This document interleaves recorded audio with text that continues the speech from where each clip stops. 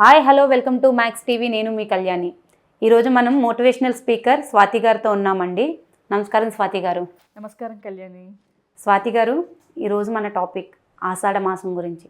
ఆషాఢ మాసం అంటేనే శూన్యమాసం అని అంటారు కదా. మరి ఈ ఆషాఢ మాసంలో ఏమైనా విశిష్టంగా చేసుకునేవి ఏమన్నా ఉన్నాయా? పండగలు కానీ కొన్ని రోజులు కానీ విశిష్టంగా చేసుకునే రోజులు ఉన్నాయా? ఈ ఆషాఢ మాసంలో ఏ భగవంతుని పూజించాలి? ఏ భగవంతుని పూజ?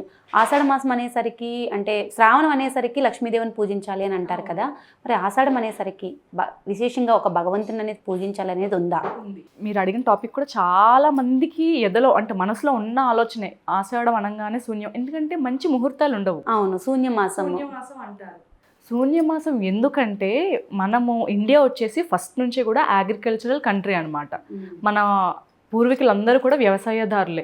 వ్యవసాయం అంటే మొన్నటి వరకు వేసవి ఉండి ఇప్పుడిప్పుడే వర్షాలు పడి సీజన్ మారడం వల్ల భూమి కూడా తడిగా ఉండడం వల్ల పంటలు వేసే సీజన్గా మనకి బాగా ప్రాచుర్యం పొందిన విషయం అనమాట.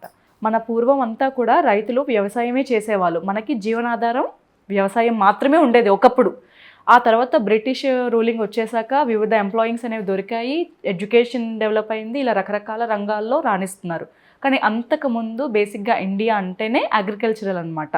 బెస్ట్ అగ్రికల్చరల్గా రూపొందించిన కంట్రీ మంది. అప్పుడు ఏమవుతుందంటే ఈ ఆషాఢంలో వ్యవసాయానికి కావాల్సిన ఏర్పాట్లన్నీ కూడా చూసుకోవాలన్నమాట. ఎందుకంటే మొన్నటి వరకు వేసవి, భూమి అంతా కూడా డ్రైడ్గా అయిపోతుంది. వర్షం పడితే వేడెక్కు ఉంటుంది.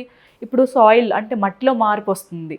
పంటకి కావాల్సిన పనులన్నీ కూడా ఈ టైంలో చేసుకోవాలి. కాబట్టి ఆ టైంలో మన పూర్వీకులు ముహూర్తాలు అనేవి పెట్టలేదు. ఇప్పుడు పెళ్ళి ఉంది, పేరెంటాలు ఉన్నాయంటే కష్టం.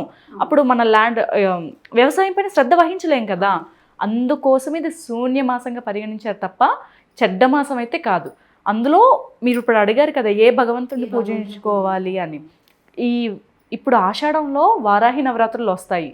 అమావాస్య నెక్స్ట్ డే నుంచే వారాహి నవరాత్రులు అనేవి స్టార్ట్ అవుతాయి అన్నమాట. అంటే జ్యేష్ఠ అమావాస్య రోజే మనం ప్రిపేర్ అయిపోవాలి. దేనికి? భగవంతుడు ఆరాధనకి. రేపు నవరాత్రులు స్టార్ట్ అవుతున్నాయంటే ముందు రోజు నుంచే మనం ఆల్మోస్ట్ దానికి ప్రిపేర్ అవ్వాలి. సాత్వికంగా తినడం, సాత్వికంగా ఆలోచించడం, మనల్ని మనం మోల్డ్ చేసుకోవాలి. మనం ఎలా అయితే ఎగ్జామ్కి ముందు రోజు ప్రిపేర్ అవుతామో అదే రకంగా నవరాత్రులకు కూడా రేపటి నుంచి కదా రేపే ప్రిపేర్ అవుదాం అని కాకుండా ముందు రోజు నుంచే బాడీలో కొన్ని మార్పులు చేసుకోవాలన్నమాట. బయట ఫుడ్స్ మానేయడం. అయితే ఫుడ్ అనేది కూడా మొన్నటి వరకు సమ్మర్లో ఉంటాం కదా, ఇప్పుడు చిన్న చిన్నగా వర్షాలు పడడం, వింటర్ స్టార్ట్ అవ్వడం, చలి, తర్వాత మొన్నటి వరకు వేడి తాపానికి తట్టుకొని ఇప్పుడు సడన్గా చలి స్టార్ట్ అయ్యే వరకు మనకి కొన్ని హార్మోన్స్ చేంజింగ్ అనేది కూడా ఉంటుంది. సో అందుకోసమే ఈ ప్రక్రియ అనేది మన పెద్దవాళ్ళు పెట్టారు. పూజలు, దీక్షలు, తర్వాత ఇప్పుడు శూన్యమాసంగా పరిగణించడం. ఎందుకంటే మనకి మొన్నటి వరకు జ్యేష్ఠ మాసం, అంతకుముందేమో మాఘమాసం. బాగా పెళ్ళిళ్ళు అవి ఇవి జరిగి అందరూ ఫుడ్ కూడా చక్కగా తిని హెల్తీగా ఏది పడితే అది తినేసి ఈవెంట్స్, కల్చర్స్ అని, తర్వాత పార్టీస్ అని, ఇలాంటివన్నీ కూడా సెలబ్రేషన్స్ ఉంటాయి. ఇప్పుడు పెళ్ళి అంటే ఉంటుంది కాబట్టి ఈ ఫుడ్ చేంజింగ్ అనేది కూడా అందుకోసమే తీసుకొచ్చారు మన పెద్దవాళ్ళు. అలాగే నవరాత్రులప్పుడు కూడా కొన్ని ఫుడ్స్ తినమంటారు. సాత్వికమైన ఆహారమే తినాలి అంటారు. ఎందుకంటే హెల్త్ కాన్షియస్ కూడా ఉంది దీనిలో. మనం హెల్దీగా ఉండాలి. ఈ క్లైమేట్ని తట్టుకునే శక్తి కూడా మన బాడీలో, ఇమ్యూనిటీ సిస్టమ్ కూడా ఇంప్రూవ్ అవ్వాలని చెప్పి ఈ ప్రక్రియ అనేది మన పెద్దవాళ్ళు పెట్టారు. అలాగే మనకి ఆషాఢ మాసంలో మంచి రోజులు లేవు అని అంటారు కదా, కానీ ఆషాఢ మాసంలో భగవంతుడిని ఆరాధించడం అనేది చాలా ప్రధానంగా ఉన్న ఇదనమాట. మన పూర్వం నుంచి కూడా చతుర్మాస దీక్ష అనేది పాటిస్తారు. ఎందుకు లేవండి మంచి రోజులు? ఎంత మంచి రోజులు ఉన్నాయి. తొలి ఏకాదశి ఎప్పుడు వస్తుంది? ఆషాఢ మాసంలోనే వస్తుంది. తొలి ఏకాదశి అంటే ఏంటి? విష్ణుదేవుడు నిద్రలోకి వెళ్ళడం. ఆ తర్వాత 4 నెలల తర్వాత కార్తీక ఏకాదశిలో మనకి విష్ణుదేవుడు అనేది మేల్కొంటారని మన పూర్వం చెప్తూనే ఉన్నారు. అది పురాణాల్లో కూడా రాసి పెట్టిందన్నమాట. తొలి ఏకాదశి ఎంత బాగా చేసుకున్న వాళ్ళు ఉంటారు. ఆషాఢ మాసంలో భగవంతుడిని ఆరాధించకూడదని ఎక్కడ ఎవరూ చెప్పలేదు. ఆషాఢ మాసంలో భగవంతుడిని ఆరాధించాలి. ఇప్పుడు మనం విష్ణుదేవుడిని ఆరాధిస్తేనే వచ్చే శ్రావణంలో కూడా మనకు లక్ష్మీ అనుగ్రహం కలుగుతుంది. అప్పుడు లక్ష్మీదేవిని పూజించడానికి కూడా మనం అర్హులుగా ఉంటాం అన్నమాట. ఇది చాలా మందికి తెలియక ఆషాఢం అంటే శూన్యము, భగవంతుని పెద్దగా పూజించక్కర్లేదు అని అనుకుంటారు. అలా కాదు. ఆషాఢ మాసంలో కూడా అమ్మవారిని ధ్యానించాలి, అయ్యవారిని ధ్యానించాలి. మనకి వారాహి నవరాత్రులు వస్తున్నాయి కదా, వరాహ రూపం విష్ణుదేవుడి యొక్క ప్రతిరూపం అని కూడా చాలామంది చెప్పుకుంటూ ఉంటారు. వారాహి నవరాత్రులు చేసుకోవడం, తొలి ఏకాదశి పాటించడం ఇలాంటివన్నీ కూడా చేసుకోవాలన్నమాట. అలాగే చతుర్మాస దీక్ష చాలా మందికి తెలుసు. చతుర్మాస దీక్ష అంటే ఏంటి? 4 నెలల పాటు దీక్షలో ఉండడం. అవును, నిద్రించిన దగ్గర నుంచి మళ్ళీ అక్కడ మేలుకునే వరకు విష్ణు భక్తులు ఎవరైతే ఉన్నారో వాళ్ళందరూ దీక్షలో. ఇప్పుడు విష్ణు భక్తులు మాత్రమే దీక్షలో ఉంటున్నారు అని మనం వింటున్నాము, కానీ మన పూర్వం వచ్చేసి గృహస్థులు కూడా చేసేవాళ్ళు. అంటే ఆశ్రమవాసులే కాకుండా గృహం అంటే ఇంట్లో ఉండే వాళ్ళు కూడా ఈ చతుర్మాస దీక్షను తీసుకోవడం జరిగేది. ఎందుకంటే పూర్వం ఆశ్రమాలు కానీ గురుకులాలు కానీ తర్వాత పల్లెటూరులో కానీ ఎలా ఉంటుందండి, అడవుల మధ్యలో చెట్ల మధ్యలో ఉండేవి. ఇప్పుడంటే సిటీస్లో ఉంటున్నారు, కానీ ఒకప్పుడు అడవుల్లోనే గురుకులాలు ఆశ్రమాలు ఉండేవి. ఎక్కడో అరణ్యం చివరిలో కాస్త పల్లెలకు దూరంగా ఉండేవి. ఇప్పుడు వర్షాలు పడుతాయి అంటే ఋతువు మార్పిడి అనేది జరుగుతుంది కదా, సీజన్ మారింది కాబట్టి వర్షాలు పడుతున్నాయి కాబట్టి చిన్న చిన్న క్రిమికీటకాలు అనేవి మన మట్టిలోంచి పుట్టుకొస్తాయి. వర్షం చినుకులు పడతాయి కదా భూమి మీద, మట్టి తేమకి ఎన్నో క్రిమికీటకాలు అనేవి పుట్టుకొస్తాయి. అలాగే క్రిమికీటకాల నుంచి మనకి వైరల్ ఇన్ఫెక్షన్స్ కూడా వచ్చే అవకాశం ఉంది కాబట్టి పూర్వము ఒకే చోట ఉండి దీక్ష అనేది చేసుకోమనేవాళ్ళు. చతుర్మాస దీక్షలు చేసుకున్న వాళ్ళందరూ కూడా కామక్రోధాలకి నిగ్రహిస్తారు. అలాగే సాంసారిక బంధాలకు కూడా కొంచెం దూరంగా ఉండి ఒకే చోట ఉండి ఈ పారాయణాలు చేసుకోవడం, విష్ణు పురాణాలు వినడం. ఎందుకంటే విష్ణుదేవుడు కూడా నిద్రలో ఉంటారు కదా, యోగి నిద్రలోకి వెళ్తారు.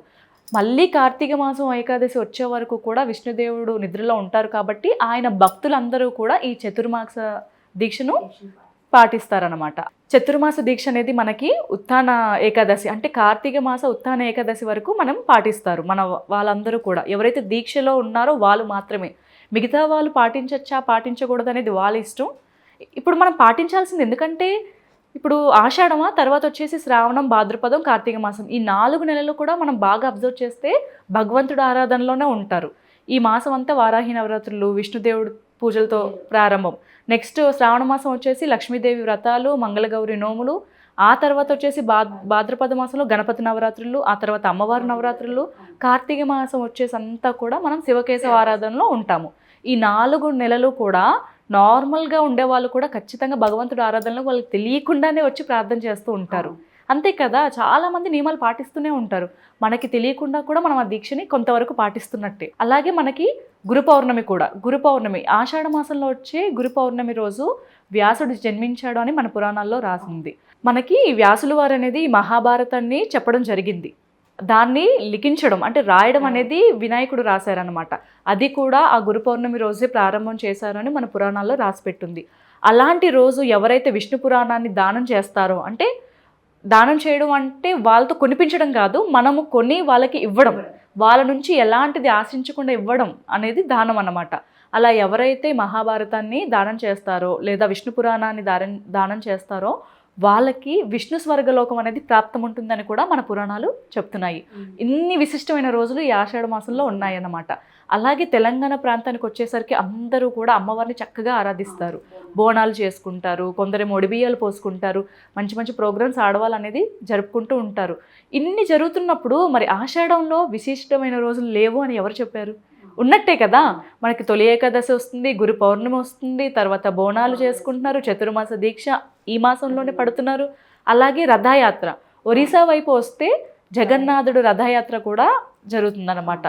ఎంత బాగా జరుగుతుందంటే సుభద్ర బలభద్ర సమేతంగా మనకి రథయాత్ర అనేది పూరిలో జరుగుతుంది. పూరిలోనే కాదండి, ఒరిస్సా ప్రాంతం అంతా కూడా అంగరంగ వైభవంగా జరుపుకునే పండగ అనమాట. చాలా పెద్ద పండగ. ఇప్పుడు మనం దసరా నవరాత్రులు ఎలా అయితే ఇక్కడ సెలబ్రేట్ చేసుకుంటారో అలాగే, అంటే అంత ఘనంగా జగన్నాథ రథయాత్ర అనేది కూడా ఒరిస్సాలో అందరూ కూడా జరుపుకుంటారనమాట. ఎప్పుడైతే రథయాత్ర సమయం ఉంటుందో ఆ డేస్లో చాలా నియమంగా కూడా ఉంటారండి. ఎంత చక్కగా అంటే జరుగుతున్న రోజులు కూడా వాళ్ళకు ఒక పండుగ ఉత్సవం లాగా అంత హ్యాపీగా జరుపుకుంటారు. ఇన్ని విశేషమైన రోజులు ఉన్నాయన్నమాట మన ఆషాఢ మాసంలో. స్వాతి గారు చాలా చక్కగా వివరించారు మాకు ఆషాఢ మాసం గురించి. ధన్యవాదాలు.